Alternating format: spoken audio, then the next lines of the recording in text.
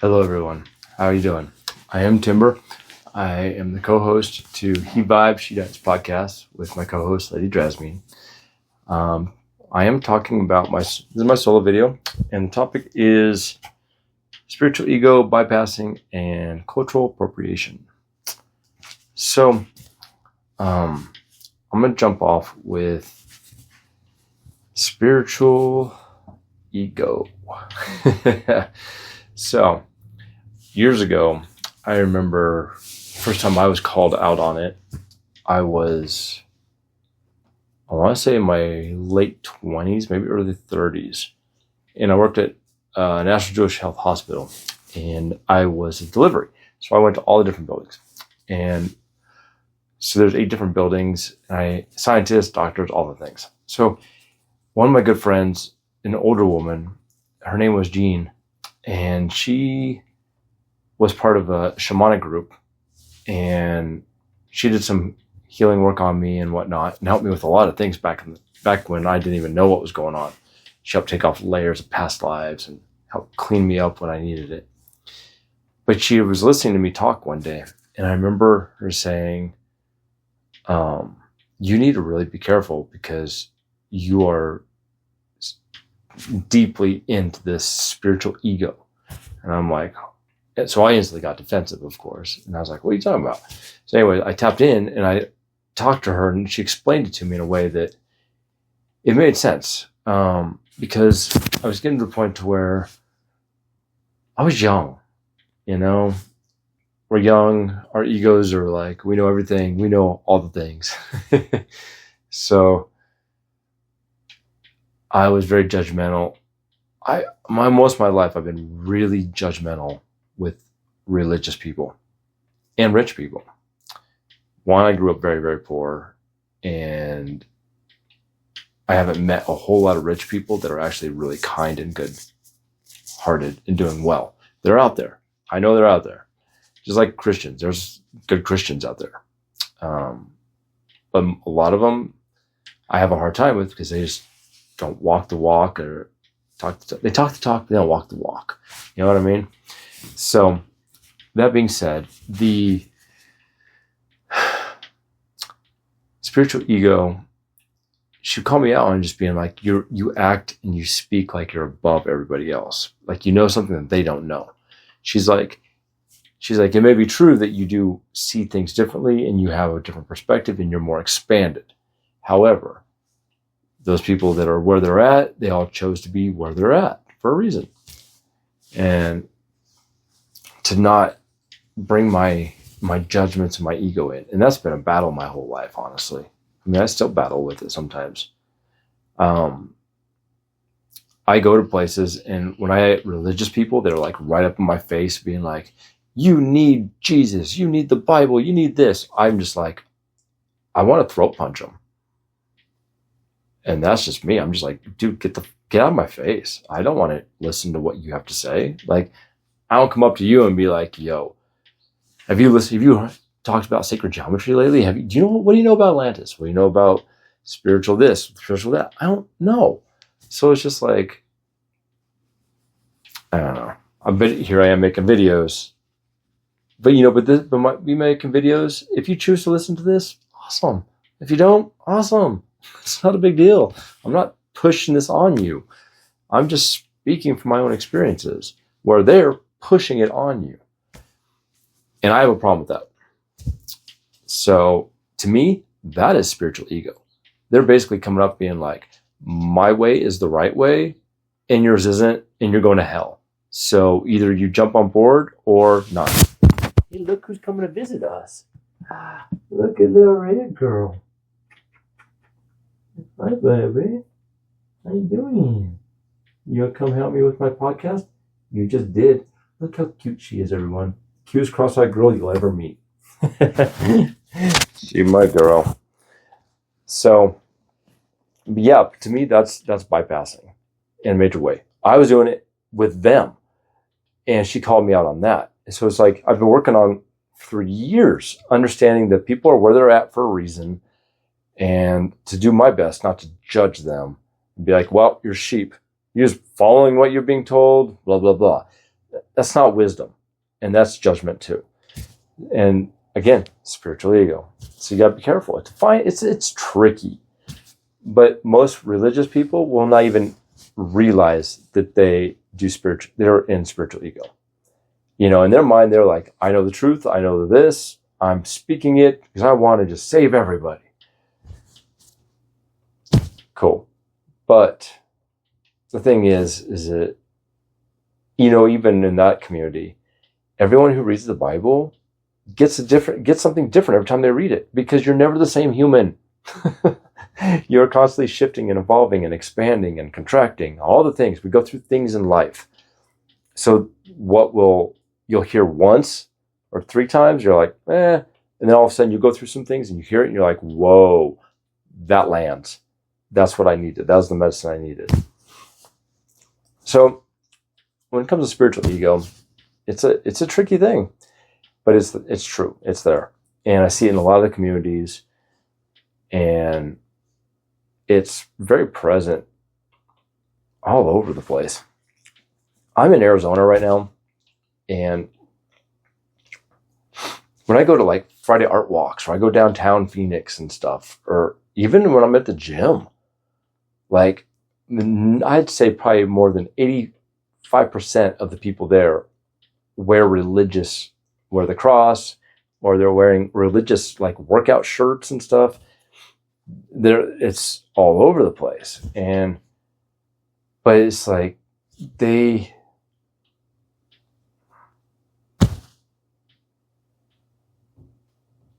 I appreciate those that walk the path of Master Yeshua and actually take the words and actually live with kindness and love and compassion and not judgmental. It's not an easy path to walk, especially these days, but it's very needed. And that's where the power is. That's where compassion and love, that's where all the goodness is. It's all the good stuff. So, but I speak on this, and I don't want to go too much in depth because there's no need for it. I think you get my point. So if you find yourself where you're speaking out loud and you're starting to say these things where you hear yourself saying, I'm up here, they're down here, watch yourself.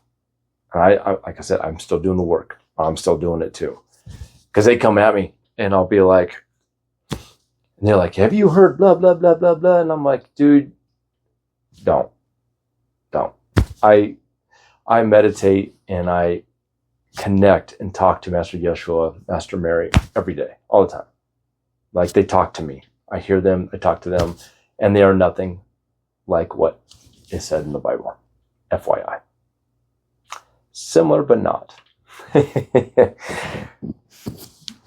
Anyways, so that is just a reminder for me and all the rest of us to watch ourselves, humble ourselves, and we just got to be careful. Got to be careful, because otherwise we just make things worse. We don't want to do that either. So, and the other one I want to speak on, spiritual ego bypassing. So spiritual bypassing. I remember years ago I heard it and I was like, I don't even know what that means. Like, what does that even involve? What's that mean? So over the years, talking to people, especially being in Oregon, I remember when I was in high school and I was like, I'm a hippie, and I'm all like, that's the identity I kind of took on, and I was like, yes, this aligns with me the most of most things I've seen, which is partial truth. There's always that part of me. But I realized that a lot of the people out there, they look the part, they talk the part, they act the part. But when it comes down to like the shadow work and like getting deep into like confrontation and just the depths, the dark, the yucky, the disgusting, the things that we don't want to go within ourselves and talk about and see, let alone that in others, and try to like communicate and like work through it. And then I saw that in a lot out there. And I was actually really surprised because there are so many, there's plant ceremonies all over the place. People are in saunas and dancing and like all the things. And I was just in ceremonies, and I was kind of surprised how much they shy away from the dark, the shadow, the real intimate, deep work. Now that's not all everybody. Those that are very close to me and in my circle, you know who you are. And I know I see you. You do the work. And I will say this. When I went to Oregon, I came from Prescott, and I went there, and I had a bad breakup here. So I went in meditation. I was like, where is the highest timeline for me to heal the fastest, the most intense, all that I need? It's going to just put me where I need to be. And it was like, you need to go to Oregon. And I ended up in Eugene, Oregon. Didn't know a single person, never been there. So first time being in the state, really, and I don't know anybody. So first thing I did was I found a men's group, and I decided that after all this years of my life, I'm tired of not learning how to dance. And ecstatic dance was so huge. I was like, I want to check this out. And I was like, I feel like that's where I'll meet more of my kind of people. And I was correct. Interesting thing is when it came to the bypassing, I saw it more at ecstatic dance and in those circles than I did the men's group. And I will say this, I'm a huge supporter of men's work because it is needed. Our brothers are lost. Our sisters are lost. We're all doing the best we can. They've done a number on us throughout history and time. And we're doing our best we can to remedy that and shift that, and so we can transcend that and move beyond that. Well, my brother and mentor, Riverstone, he's the one that ran the men's group. And he would repeat over and over again, one of the main core things in the men's group is he would say it like this: own your ship. Ownership is the word, but he's like, own your ship. Own your shit. So there's power in that. And so when I'm sitting in circles with my brothers, it's like things come up and they're surfing, and it's like we're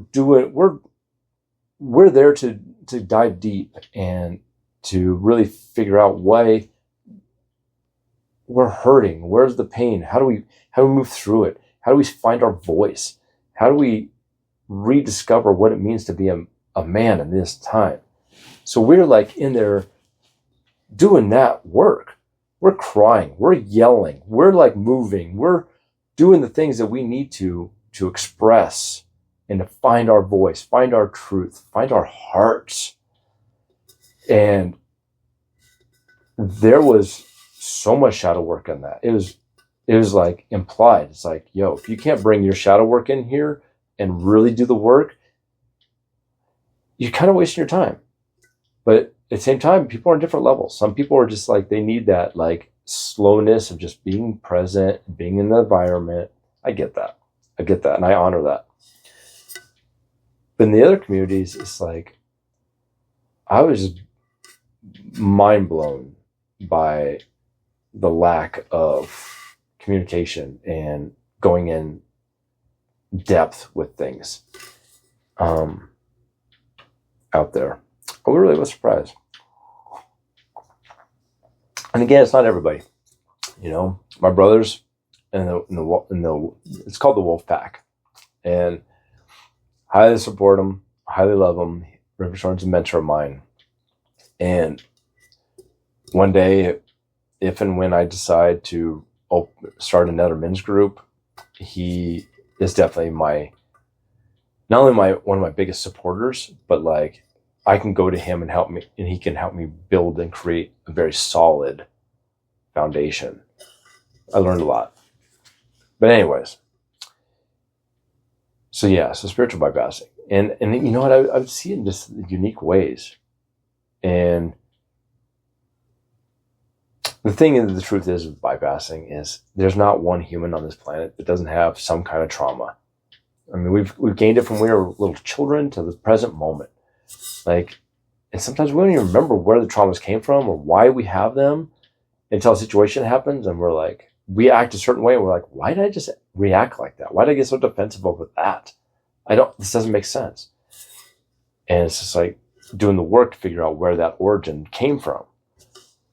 That's doing the work. That's the shadow. It's going in those dark places within our consciousness and our psyche and our mindsets and our hearts, and really shining a light on what we don't want to see about ourselves that we've gotten from our family, our friends, our environments, movies, shows, you name it, everything. That being said, I just want to express the shadow it's always going to be there. And it's also a great teacher. It's a very intense teacher. But it's hard work. You know, and it's like a lot of times again, I'm not trying to be judgmental, but it's like when I have been in churches, which I've never felt comfortable when I've been in one, but my ex-wife, her whole family grew up Christian, and so I would go every now and then, and I never felt comfortable. I never liked going. But it was just like everybody just felt like everybody just showed up and just like listened to them telling you what you should or shouldn't do. And then there was not a lot of, okay, here's these teachings, here's the integration to work with that medicine, that knowledge, that wisdom. You know, the Catholics are even worse. They're just like, oh, you're all fucked. You're all damned. Sorry, bummer. You were born in sin. You're already hosed. Good luck. You're already going to hell, no matter what you do. What?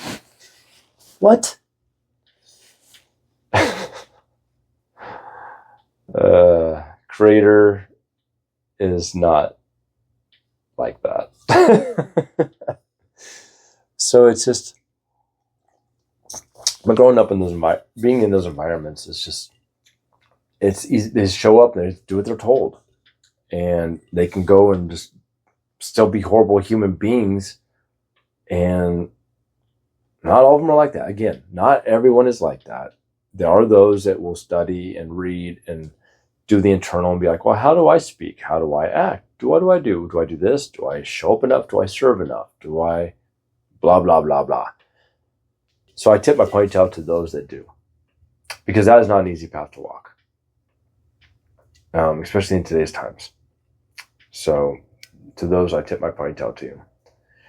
And other than that, just all I can say about this really is, if this connects and this lands with you and you're like, oh my gosh, I do that. We all do it. There's not one of us that's not innocent. Like, we're all doing the best we can. And there's always going to be layers. There's always going to be more in depth. There's always going to be more. So, you know, that's where we have to learn to accept the situation, what's happened, where we're at, who we are, surrender. Like, okay, this happened. It's in the past. There's nothing I can do moving forward besides change and do better. So I surrender all this to Creator. I've learned my lessons. Let's move forward. And then you give yourself grace. You give other people involved grace, and you move forward. And sometimes you have to do that 60 times a day, depending on what's going on in your life. And that is okay. Please do. You know, there's been multiple times where I'm just like, accept, surrender, give grace. And just with crying and nauseous and angry, all the things. Being human's not easy. So we do the best we can. You know? So, and with that, I also want to speak into the integration part, because it follows that. Integration is actually one of the biggest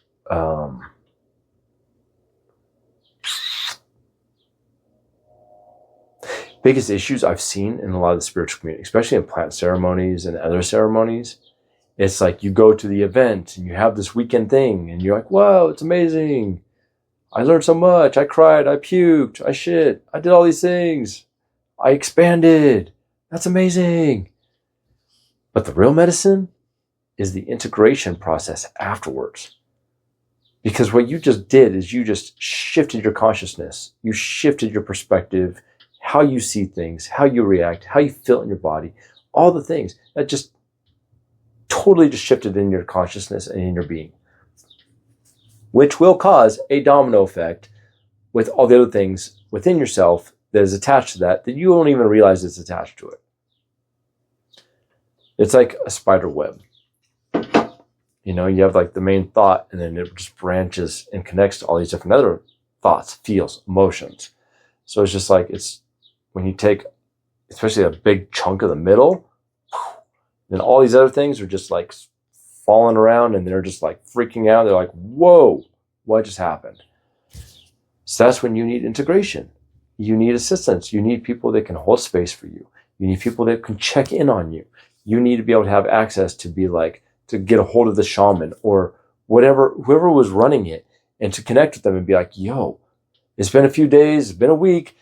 This just hit. What do I do with this? And they need to be able to help, assist. So integration is huge. And not only that, but it's like, it also requires time and patience and showing up consistently over and over again as certain thought patterns still want to play out. It's almost like, you know, you have the old version of you and all of a sudden now it's a newer version because you unlocked these things that just expanded you. So you just, whoop, you just moved up a little bit. So now you're not down here as much in consciousness, you're just a little bit more, which means things are becoming at you differently. You're going to see things differently. You're going to hear things differently. You're going to feel things. You're going to react to things a little bit differently. Every time you expand, that happens. I mean, it makes sense, right?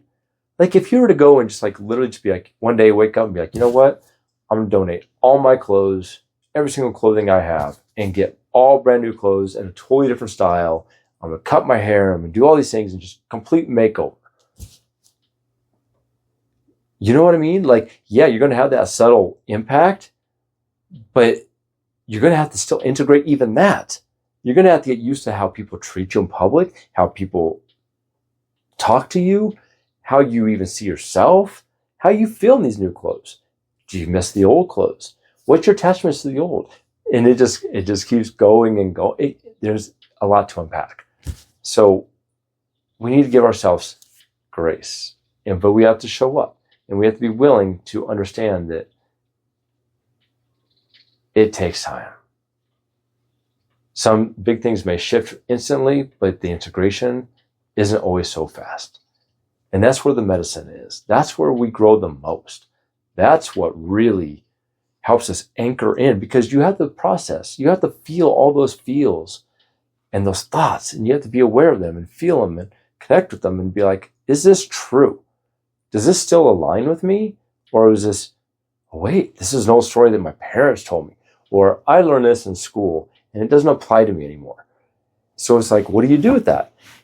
So it's a process of really diving deep and just dissecting it and just allowing it to expand and just be like, look at all the pieces of the puzzle and just be like, wow, what caused all this? And then you find the root cause of it and you're like, that's where the real, once you pull that, then like, it all opens up.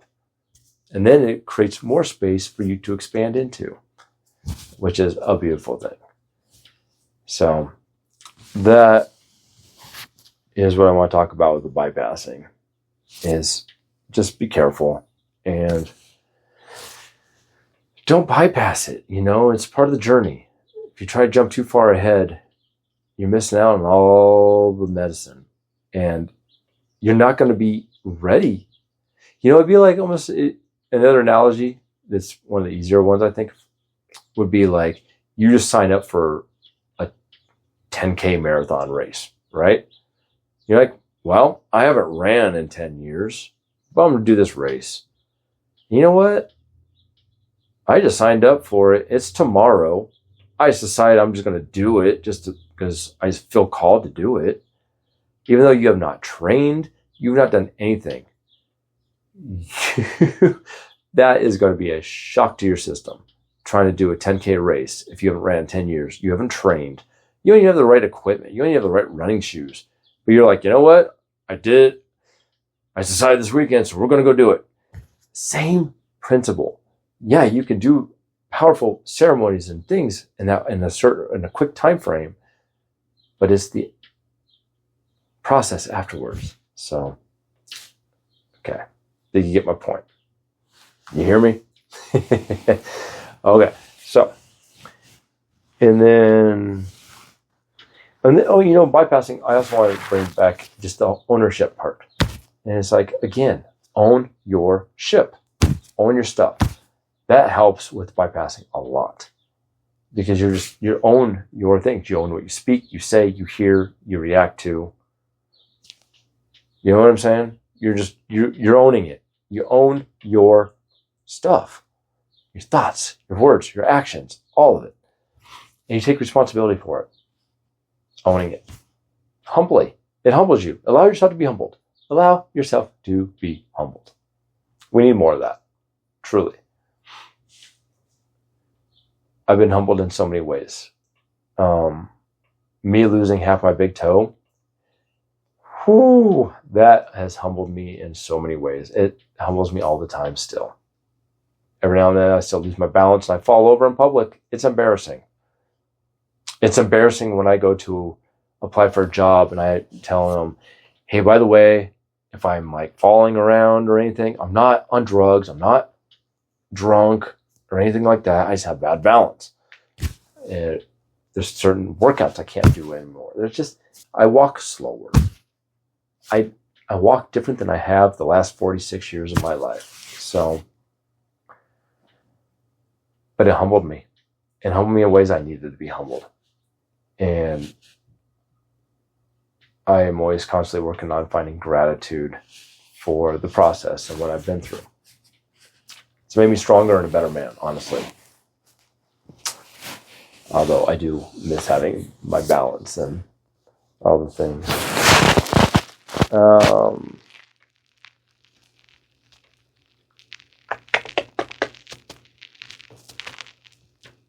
And then I'm just going to just briefly touch on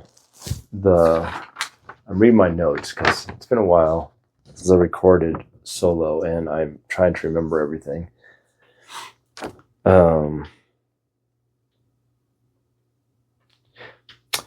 Oh yeah, we were just talking about like the weekend. Kind of goes along with kind of cultural appropriation. It's kind of like, for instance, Reiki. Reiki is one of the big ones I've seen in the community, and I am guilty of that as well. When I was younger, and I used to be a massage therapist, me and my ex-wife had our own office. I met this woman who was like, hey, I can get you certified in Reiki 1 and 2 and be a master or whatever. And like, all right, how long is it? It's a weekend. All right, let's do this. Get the symbols, you learn the things over a weekend, and you're like, all right, here you go. Again, she offered zero assistance moving forward as you are integrating it. There's no integration. And, you go to Japan. You go and you actually study. You spend time learning this. You don't just get a certificate over the weekend and be like, hey, look at me. I do energy. I'm a Reiki master now. That also touches in spiritual ego. So, again, I have certificates somewhere for Reiki 1, 2, and 3. But, when I do energy healing, I do way more than just that. And I don't do the symbols. I don't need to. They're in me. I don't need to do that. I'm able to do different kind of work. I am just a big hollow bone that allows a whole lot of powerful beings to move through me, to do what their higher self and them need to have happen. and creator. So I'm just a big hollow bone. But that's the point. I wasn't taught that. Like, she should have taught us that we were a hollow bone, especially when we do energy healing, and how to, and like techniques to not take on the other person's stuff, and to not let your hair touch the person. There's so many things that was not taught. And I see it all the time. I see it all over the place. And I see a lot more people doing more of the plant medicine certifications. And I've seen that those tend to be more evolved, and I'm grateful. Because those are like sometimes a year or two long. And that makes sense. That makes sense. It's teaching you the process. You go through it, you learn as much as you can about it, and then you go and you do it. Once you passed all the tests, and your teachers, your masters, whatever you want to call it, is like, yep, good job, you did it. But, I've definitely been in some certain ceremonies where the people running it should not be running it. They don't even know how to make sure that every soul in the room is protected and safe. That there's no dark entities, no dark beings, nothing is trying to infiltrate or get to these. Because you think about it like this. You are wide. When you go and you do a plant ceremony, whether it's mushrooms, ayahuasca, any of that, you are wide open. And if you're not protected, one, yes, protect yourself. Always, always, always, please. Call on your spiritual team.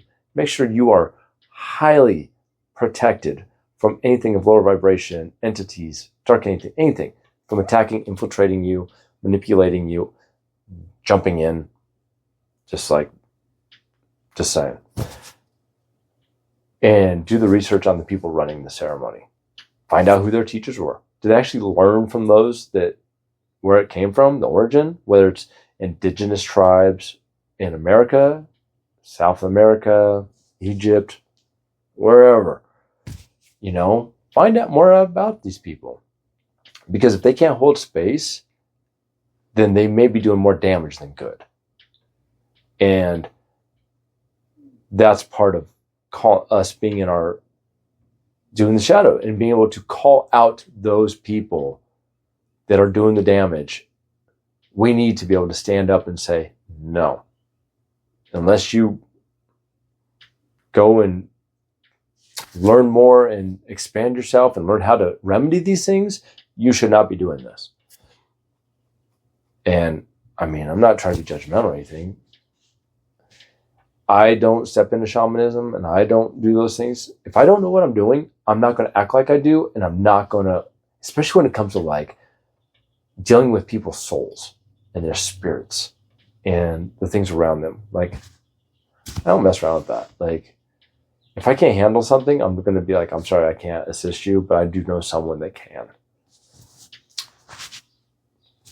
I remember when I was in massage school, one of the biggest things I remember them saying is, when in doubt, refer out.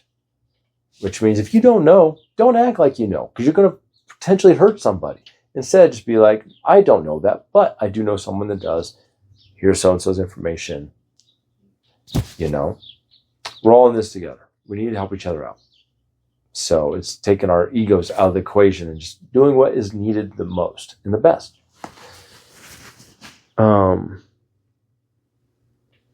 So yeah, that's a majority of what I wanted to express and talk about. I wasn't trying to make a super long video today. Just touch up on some highlights. If you have any questions or anything you want to share, feel free to reach out to me. Feel free to reach out to Lady Drasmine. You can go to her website. She's got tons of information and packets and little programs to help you work through all those things. I'm in the process of learning how to write and build those myself. So, but in the meantime, I'm doing this and showing up and speaking and doing my part for while I can. And I only speak from what I've known and experienced. And I've also come to realize I've experienced and seen things most humans have not.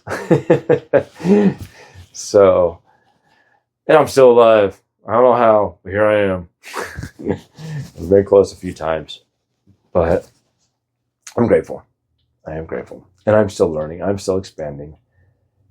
And, I'm coming back from taking 2 years off of being creative and drawing and doing all the things because I just needed to heal and take care of myself and learn and dive deeper so that I can hold space more for myself and for those I love, even people I don't know.